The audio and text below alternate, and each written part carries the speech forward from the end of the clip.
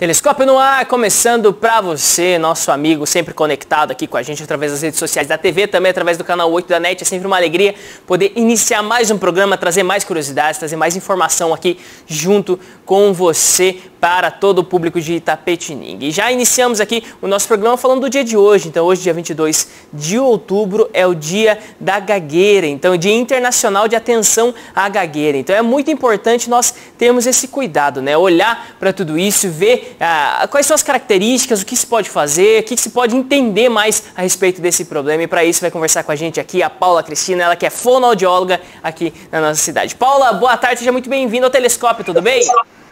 Olá, muito boa tarde. É um prazer enorme estar aqui representando a fonoaudiologia no dia de hoje, que é um dia muito importante para nós fonoaudiólogas que atendemos a gagueira. Muito obrigada pelo convite. Nós que agradecemos, Paula. E primeiro já gostaria de perguntar para você um pouquinho da sua história pessoal, Paula. Em que momento da sua vida entrou, vamos dizer assim, essa opção de trabalhar com a fonoaudiologia, para você estudar toda essa área? Foi, né, durante a escola? Você teve algo familiar ligado à fonoaudiologia? Como que foi?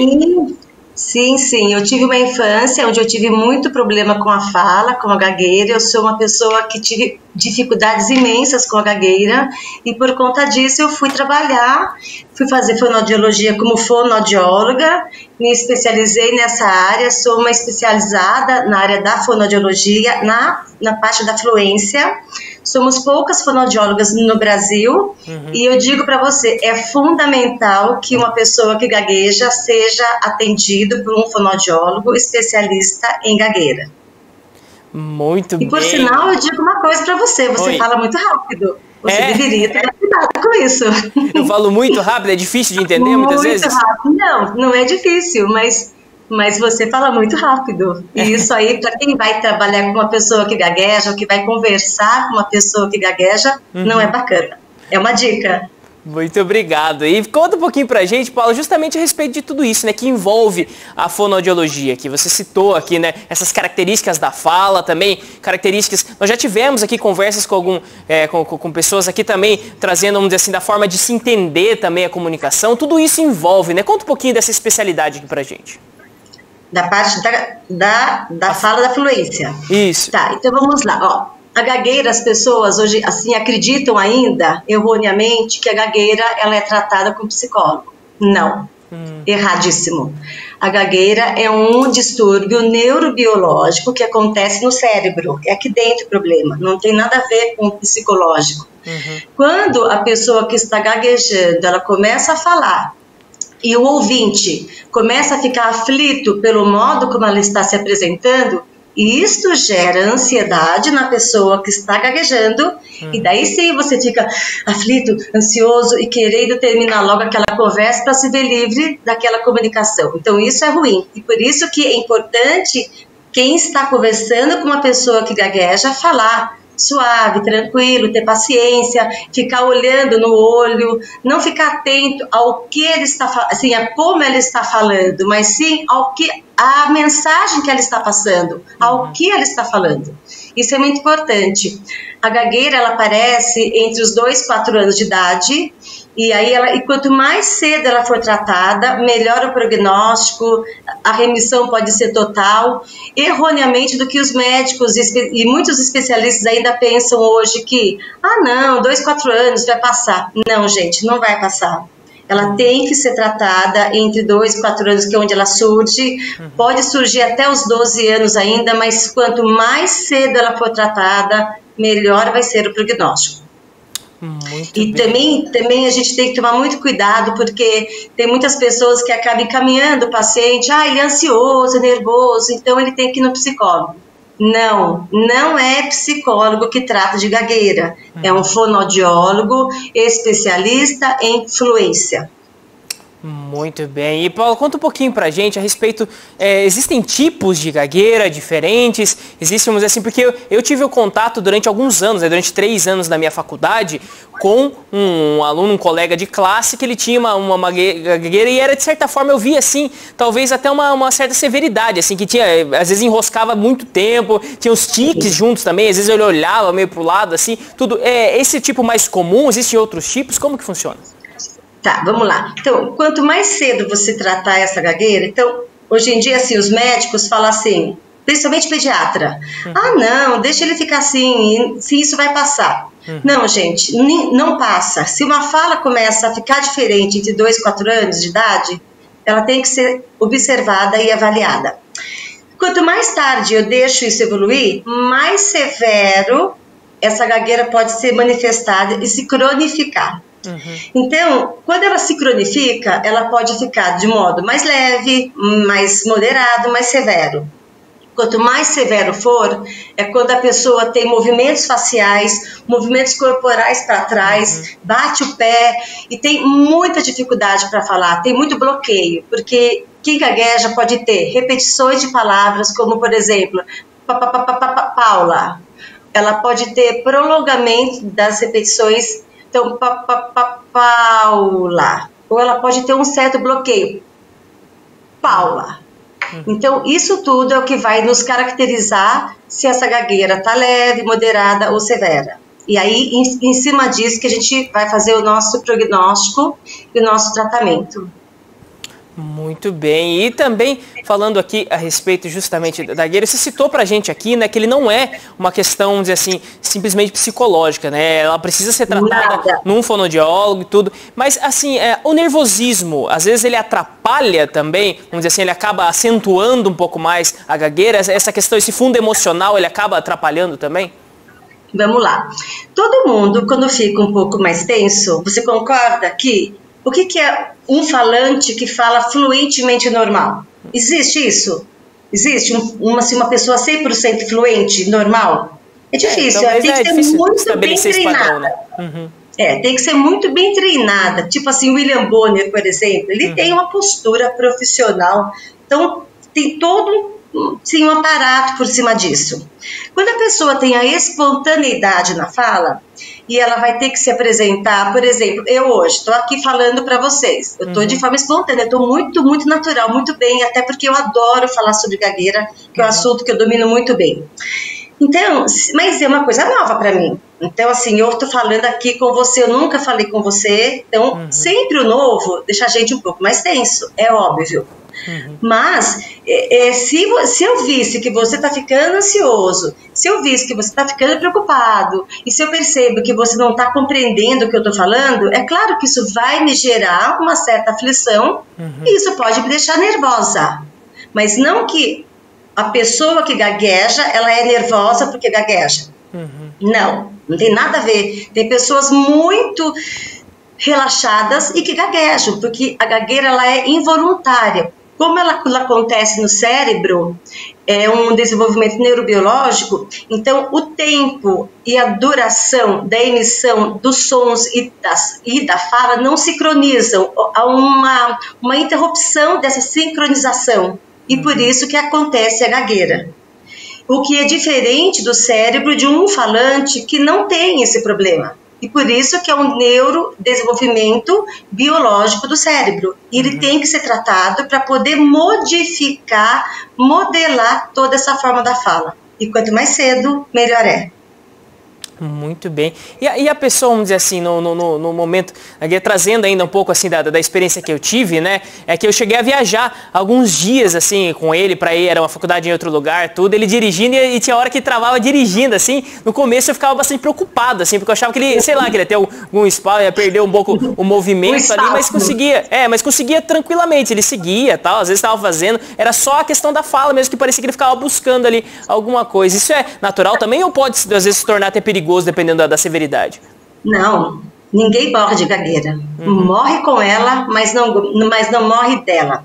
A gagueira, Guto, é uma condição, como é que eu posso dizer? Genética. Então, por exemplo, se você tem um olho castanho escuro, você vai morrer com o seu olho castanho escuro. A mesma coisa acontece com a gagueira. A pessoa que gagueja, ela nasceu com essa condição de gagueira. Mas eu posso modificar o padrão da minha fala ao longo dos anos se eu for reabilitada, se eu for tratada disso. Então isso é uma condição. O que fazer quando a pessoa começa a gaguejar? Normalmente as pessoas falam, calma, respira fundo, pensa para falar. Tudo isso é a pior besteira do mundo e só faz com que piore a pessoa que está falando gaguejando. É a pior coisa que você pode fazer. O que fazer? Dá o tempo que ela precisa. Tem pessoas que demoram mais tempo um pouquinho para falar, outras demoram menos tempo. Então, quanto mais à vontade você deixar essa pessoa, mais fácil vai ficar para ela terminar a frase que ela está tentando falar e mais espontâneo vai ficar a fala dela. O que a gente não pode é interromper, completar as palavras. A gente não pode ficar dando... peraí, calma, você quer falar isso? Nunca interrompa, apenas fica olhando olho no olho e tenta entender, compreender o que ela está falando. É como a gente deve proceder. E você citou aqui pra gente, né, que vamos dizer assim, é algo que a pessoa já nasce com isso, né? Mas, assim, existem causas que dá para se, de certa forma, mapear como algo hereditário, o filho de uma pessoa que é gaga, ele teria essa tendência? Existe algo desse tipo? Sim. 80% dos casos de gagueira são de origem genética. 80%. Onde tem um disfluente, onde tem uma pessoa que gagueja, vão ter mais. Eu tenho históricos da minha família, então eu posso falar isso com segurança, e todos os meus pacientes que eu atendo, todos têm um histórico de algum paciente, de algum familiar que já teve histórico de dificuldade de fala. Talvez nem sempre de gagueira em si, mas um histórico de uma dificuldade de fala. A gagueira ela é mais prevalente nos meninos, cerca de 3 meninos para uma menina. Isso são dados cientificamente falando e são verdadeiros, tá? Eu vejo isso na clínica mesmo, todo fonoaudiólogo vê isso nas clínicas, porque a gente atende muito mais meninos do que meninas. A gagueira, toda gagueira tem origem genética, hereditária, e ela tem que ser tratada para que ela não se cronifique. Quanto mais cedo, melhor é o resultado, como eu já disse anteriormente, e a gente consegue modificar esse padrão de fala, tornando totalmente remissível. Eu tenho pacientes que vieram pequenininhos para mim, até porque os pais, assim, a mãe ou o pai foram meus pacientes e tiveram filhos, começaram a gaguejar, vieram para mim hoje, super tranquilo, não tem nenhum problema. Super tranquilo.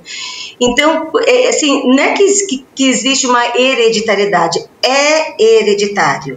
Mas também existe, Guto, pessoas que sofrem um AVC, ou então que tomam algum medicamento dopaminérgico, por exemplo, que podem apresentar um processo de gagueira assim. Principalmente pacientes parkinsonianos, quando eles têm falta de dopamina, eles acabam podendo apresentar uma gagueira. Muito bem. E também conta um pouquinho pra gente aqui a respeito, vamos dizer assim, da mudança de qualidade de vida da pessoa, vamos dizer assim, quando ela faz um tratamento, porque se pode imaginar que uma pessoa que tem uma gagueira desde criança, tudo, ela tem certas dificuldades, às vezes no aprendizado, ela se restringe muito, se fecha muito, não quer, vamos dizer assim, se comunicar, tudo, e isso, caso não seja tratado, você já viu casos assim que isso acabou acarretando também outros problemas na vida da pessoa? Muitos. Por exemplo, toda pessoa que gagueja, ela é conhecida, rotulada como nervosa, ansiosa, sofre muito bullying na escola. Por exemplo, na hora que vai fazer leitura em voz alta na sala de aula. Eu sofri muito, mas eu superei tudo, eu tirei de letra. Eu falo que se na minha época tivesse bullying, meu Deus, eu estaria super, assim, protegida, mas eu nunca tive esse problema porque eu tive bons amigos que me ajudavam, sempre estudei na mesma escola, então isso me foi muito fácil, não foi difícil. Entretanto, foi sofrido para mim, quando eu tinha que ler, que fazer leitura. Na minha adolescência, mas sempre meus pais me levaram a fazer tratamentos, né? Só que eu tive a infelicidade de pegar maus profissionais. Eu demorei para pegar um bom profissional que pudesse me resolver. Então, até eu pegar um profissional decente, qualificado, eu tive muitos rótulos, muitas nomenclaturas, enfim, passei por muitas coisas. E é horrível mesmo. Não é legal você ser caçoado. Quem que gosta de ser caçoado? Ninguém, nenhuma pessoa obesa, nenhuma pessoa que usa uma prótese, ninguém gosta. É muito desagradável. E conforme você vai fazendo o tratamento com um especialista, gente, é fundamental ser especialista em gagueira. Quando você começa a fazer esse tratamento e você vai vendo a evolução, que assim a espontaneidade da fala vai começando a voltar, então você vê uma vida muito mais fácil, mais segura, mais tranquila. E que as coisas acontecem. E independente disso, é muito bacana quando você vê que mesmo com a gagueira, sendo leve ou moderada, a vida vai acontecendo. Nós temos casos de muitos atores, muitas pessoas famosas que foram célebres no mundo e que tiveram problemas sérios de fala na infância, que conseguiram superar. Eu posso contar um caso? Por favor. De uma paciente? Posso? Pode sim, pode sim. Eu tenho o caso de uma paciente sim, é um caso que me dá muito orgulho até. Ela me procurou porque ela era vendedora, ela era sacoleira. E ela queria arranjar um emprego fixo. E ela me procurou na época porque ela queria arranjar emprego na loja 100. O sonho dela era trabalhar na loja 100, ser vendedora da loja 100. Ela foi lá, fez entrevista, tudo, e o gerente que a entrevistou, que era o chefão, falou: nossa, como é que eu vou te recrutar? Você não tem condições nenhuma de ser uma vendedora com essa fala, como é que você vai ser, menina? Pelo amor de Deus, você é uma aberração. E ela não passou nessa entrevista, e aí então ela veio me procurar por conta dessa anulação. Bom, nós começamos a fazer o tratamento, tal, e ela se superou. E hoje ela tem uma loja de roupas aqui em Itapetininga. Há uns 2 anos atrás, mais ou menos, ela teve ela estava procurando pessoas para trabalhar para ela, para revender na região. Então ela tem essa loja de roupas dela, entretanto ela tem umas pessoas que trabalham, que fazem sacolas para ela e levam em bairros distantes da cidade. E por acaso ela anunciou no Facebook, pôs o papel na frente da loja dela, tudo, que estava precisando de vendedores homens. Ela queria homens. E quem que surge lá pedindo emprego para ela? Nossa. Este gerente. Este gerente surgiu pedindo emprego e ela falou assim: nossa, que gozada, olha como o mundo é. Eu não era capaz para trabalhar na sua empresa, cujo gerente você era, mas você é capaz para trabalhar na minha loja, que eu sou a dona? Não, querido, você não tem o perfil da minha loja. Você não vai trabalhar, mas não é porque você fala muito bem, é porque você não tem o perfil da humanidade. Você está fora. E daí ela veio me contar depois, tal, e foi muito bacana, porque assim, ela ainda gagueja de uma forma um pouco moderada, para leve, mais ou menos assim, vamos dizer assim, mas ela é super resolvida, e ela é uma pessoa incrível, incrível, incrível. Olha só, que legal, né? Ver, de certa forma, quanto isso influi muitas vezes na vida da pessoa e o quanto isso pode ser superado também, né? As pessoas, elas têm que, de certa forma, continuar, fazer o seu melhor, que tudo isso vai se acertando, buscar a ajuda de um especialista, mas também viver a sua vida, né? Não desistir por conta de um problema. E você que está acompanhando com a gente aqui, o Telescópio, pode mandar o seu recado através do facebook.com/TV Itapê. Você pode mandar, seja também pelas nossas redes sociais, seja também através do aplicativo aqui da TV. Você que acompanha com a gente através do canal 8 da NET, não deixe então de participar, de trazer a sua dúvida, de trazer o seu comentário. E falando mais um pouquinho aqui, Paula, a respeito, vamos dizer assim, de alguns mitos, né, que o pessoal levanta muito a respeito da gagueira. E o primeiro que eu gostaria de perguntar aqui é que algumas pessoas, elas falam que conviver com um gago, com uma pessoa que tem o processo de gagueira, às vezes você pode acabar pegando, né? É transmissível a gagueira? Não, não é transmissível. Mas nós temos no cérebro alguns neurônios que a gente chama de neurônios espelho. E a gente até usa esses neurônios espelhos como se fosse uma parte da nossa reabilitação para a gente melhorar uma criança que está gaguejando. O que acontece é que quando a gente tem esse neurônio espelho, a pessoa que está gaguejando, é como se aquele momento fosse meio contagiante, porque você se espelha na pessoa que está falando. Ao mesmo tempo, esses neurônios espelhos, eles nos ajudam na reabilitação. Por quê? Na hora que uma criança está falando, eu preciso que os pais, os familiares, sejam o modelo de fala para que essas crianças possam ter uma fala mais fluida, mais solta, mais leve. E esses neurônios acabam nos ajudando muito na nossa reabilitação. Mas não é transmissível, mas é contagiante. Muito bem. E falando justamente a respeito disso que você trouxe, né? O trabalho também, então, de uma criança que passa que tem esse processo da gagueira, o seu trabalho passa com os pais também, né? É necessário, talvez, vamos dizer assim, ter essa ajuda deles, às vezes tirar alguns problemas dos pais para poder também ser a melhor ajuda para a criança? É fundamental o trabalho familiar. Sem a ajuda dos pais, é impossível a gente tratar uma criança. Quando você pega uma criança, é imprescindível o trabalho conjunto com os pais. Eu, nesse momento online, eu tenho feito muitas sessões online com os pais. Então, eu ponho meu pacientezinho, é muito bonitinho até, porque eles são pequenininhos, mas eles entendem a necessidade deles ficarem sentadinhos. Eu faço a sessão com eles e os pais ficam perto. E em algum momento eu peço a ajuda dos pais para ajudar no exercício e em alguma atividade. Então, sem os pais, se os pais não me ajudarem, não adianta, porque só eu pedindo para que a criança tenha uma atitude X, não adianta. Por exemplo, é fundamental que o modelo da fala, numa casa que tem uma criança gaguejando, é fundamental que o modelo de fala seja mais lento, mais suave, uma coisa mais fluida. Agora, se eu tenho pais que falam desse jeito assim, como é que eu vou fazer com isso? Entendeu? Não tem como. Eu preciso também trabalhar os pais para que eles possam me ajudar na terapia com o filho. Por exemplo, você começou o telescópio aí. Boa tarde, aqui. Nossa, era uma rapidez gigante, parecia um foguete falando. Então, esse modelo é ruim para uma pessoa que gagueja, que está em terapia de reabilitação da fala. Então, a gente não pode ter esse modelo. Aí, nós chamamos isso de neurônio espelho, porque toda criança aprende por modelagem. Se eu moro nos Estados Unidos, meu filho vai aprender a falar inglês comigo, inglês americano. Então, se eu estou numa família onde todos os meus familiares falam rápido, mas a fono pede para falar devagar, mais suave, mais calmo, como é que só eu vou conseguir isso se o modelo que eu tenho 24 horas por dia é de uma fala rápida e acelerada? É incompatível, não entra, não bate. Então, eu preciso dos pais, mesmo quando são adolescentes, eu preciso que os pais atuem, que eles façam uma adesão ao meu tratamento. E não é só pai não, é funcionário, é babá, é irmão, vovó, quem está ficando com a criança.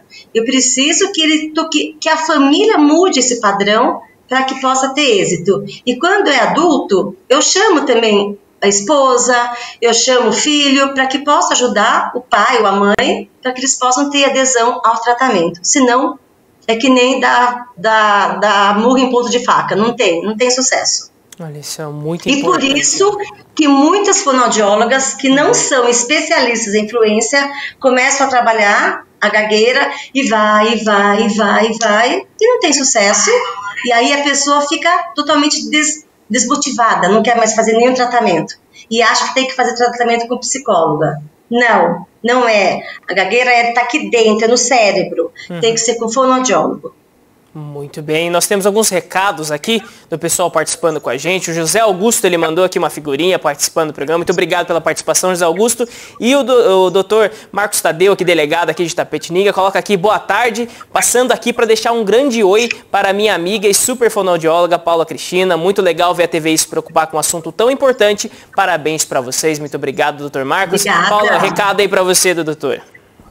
Obrigada, Marcos. Um grande amigo mesmo. De infância, a vida inteira. Muito legal. E conta pra gente, Paula, aqui, a respeito, então, de outros mitos também que se desenvolvem. Um que acho que é muito famoso, que é a questão, vamos dizer assim, de que o gago, ele não gagueja quando está cantando. Isso é verdade? Isso é, vamos dizer assim, é uma área diferente do cérebro mesmo? Como que funciona? É verdade sim. É verdade. Por quê? Na hora que a gente vai falar, quem atua é o lado esquerdo do cérebro. Então, quando eu vou falar, a gagueira acontece por quê? Porque o tempo e a duração dos sons, das sílabas e das palavras não se sincronizam, não tem sincronização. Então, tem os bloqueios, repetições e as palavras gaguejadas. Quando eu canto, eu atuo, eu uso um outro lado do cérebro, que é o lado direito. Então, quando eu atuo mais com o lado direito do cérebro, eu consigo, vamos dizer, tapear mais o lado esquerdo, eu esqueço aquela parte motora do lado esquerdo do cérebro, então, e eu estou em conjunto com outras pessoas e realmente a gagueira não aparece. Mas, se for um rap, aparece. Se você pegar pessoas que gaguejam cantando rap, eles vão apresentar sim uma gagueira, porque eles não ficam 100% na área da música, eles entram um pouco na área da fala fluida, porém eles vão apresentar um pouco de gagueira. Muito interessante. E contando também a respeito, vamos dizer assim, de toda essa maneira, né, de lidar com a gagueira, assim, hoje você vê que existe um pouco menos de preconceito das pessoas, é um pouco mais fácil de se aceitar, ou muitas vezes os pais chegam aí pra você, assim, como se fosse uma coisa de outro mundo, assim, como se fosse o fim da vida mesmo da criança, ela ser gaga. Como que é essa experiência? Infelizmente, ainda tem pais que pensam como você falou. É muito triste, muito mesmo, é uma coisa que me entristece demais isso. Tanto que a nossa campanha deste ano, eu represento o Instituto Brasileiro da Fluência, que é a maior sumidade na área da fluência no Brasil, que nos representa. Hoje nós somos em 20 e poucos profissionais habilitados a trabalhar com fluência no Brasil. São pouquíssimos profissionais, até porque é uma área muito difícil e poucos fonoaudiólogos querem atuar nessa área porque tem que estudar muito. Então, como você perguntou, quando os pais chegam para nós, assim, eles ainda acham que é o fim do mundo. Meu filho acabou a vida dele. Ele não vai ter sucesso profissional, ele não vai ter nada. E aí, diante desse pensamento, a gente montou a nossa campanha deste ano pensando, trocando a apatia pela empatia. E por quê? Porque muitas pessoas, elas veem a gagueira como um insucesso de tudo, profissional, sabe, de tudo, mas assim, se a pessoa que gagueja, ela não pode fazer faculdade, ela não pode ser médico, não pode ser fonoaudiólogo, não pode um monte de coisa. Eu tive mesmo uma professora que achou que eu não podia estar aqui hoje, dando essa entrevista, sendo um profissional habilitado em trabalhar uma fluência, uma gagueira. E eu faço uma banana para ela, porque ela é bem feliz. Tô aqui hoje feliz, falando e muito resolvida. Então, infelizmente, esse mito ainda, ele tem mesmo, é uma coisa que a gente trabalha muito com os pais, com os familiares. E aí, por isso que eu falo que quando o trabalho é com os familiares, com os pais, isso vai diminuindo, vai minimizando, e os pais vão entendendo o quanto isso pode ser, sabe, ser muito pequeno perto daquela coisa linda que é um filho.